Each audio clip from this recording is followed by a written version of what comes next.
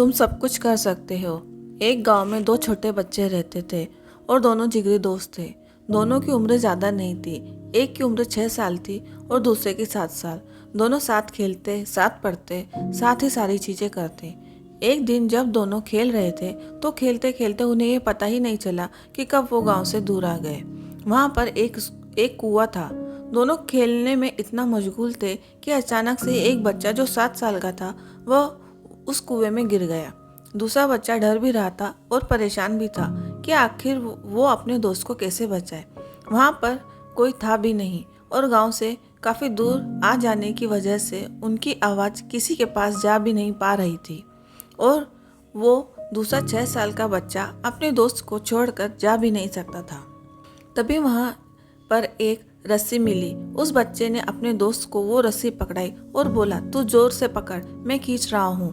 वो 6 साल का बच्चा 7 साल के बच्चे को खींच नहीं पा रहा था, लेकिन वो कोशिश कर रहा था कि कैसे भी उसका दोस्त ऊपर आ जाए। काफ़ी देर लगी पर वो बच्चा अपने दोस्त को कुएं से निकालने में सफल हो गया और वो दोनों गांव आ गए। गांव आने के बाद ये बात गांव वालों को पता चली तो किसी ने भरोसा नहीं किया, सिवाय एक बाबा के जो बड़े ज्ञानी और होनहार थे।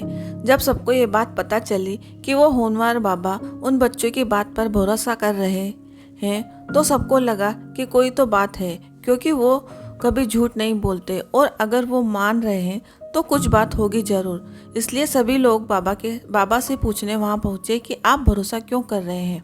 बाबा की बात सुनने के लिए सारे लोग बेताब थे। वो बाबा ने जो कहा वो सुनकर आप भी मोटिवेट हो जाएंगे। वो बाबा ने कहा कि ये बच्चे इसलिए ऐसा कर पाए क्योंकि वहाँ पर इनसे ये कहने वाला कोई नहीं था कि तुम ये काम नहीं कर सकते, इसलिए उन्होंने इस काम को आसानी से कर लिया। तो दोस्तों, आपको ये कहानी कैसी लगी कमेंट कर ज़रूर बताना।